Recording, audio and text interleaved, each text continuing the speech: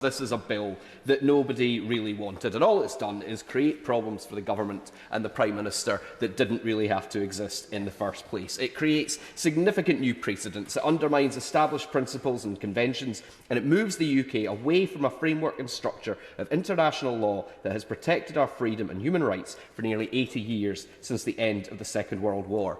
It's not really the safety of Rwanda bill, it's the safety of the Prime Minister bill. It's all been designed to try and keep certain elements of his backbenchers happy, and on that test it seems to have failed, just as it has failed in practically every other criteria that it could be assessed against. And the evidence of that is before us in the 10 amendments, Mr Deputy Speaker, that have been made on a cross-party basis by members of the House of Lords. And as we've heard in all of the opposition speeches today, many of these are completely reasonable, sensible tests and requirements, and if the government was genuinely confident about the effectiveness of its policy and the safety of Rwanda as a place for the deportation of asylum seekers, then it should be able to accept the Lord's amendments without difficulty. But the ministers don't like to individualise this. They have lost sight, or perhaps they never really cared, about the well-being of the human beings at the centre of this debate. Now, the minister very kindly last week accepted an invitation to visit Glasgow, something I will admit none of his predecessors have been prepared to do.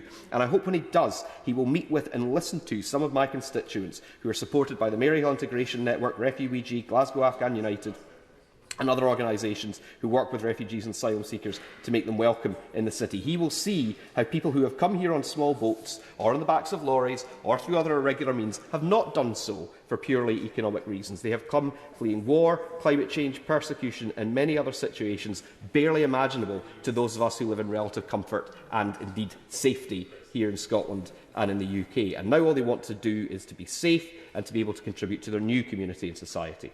There's nothing good about the bill. It should be scrapped in its entirety. It's unnecessary, unworkable and unloved on all sides of the Conservative Party and all sides of the House. What the Lord's amendments do is provide something in the way of mitigation, and the House should support each of them tonight. And I hope it has the chance to divide on each of them too, because the government and its backbenchers and everybody else who supports this ought to be made to work for it. Because if they think walking around these lobbies for 2 hours is tough, they should try getting on a small boat or the back of a lorry and see how they feel about that.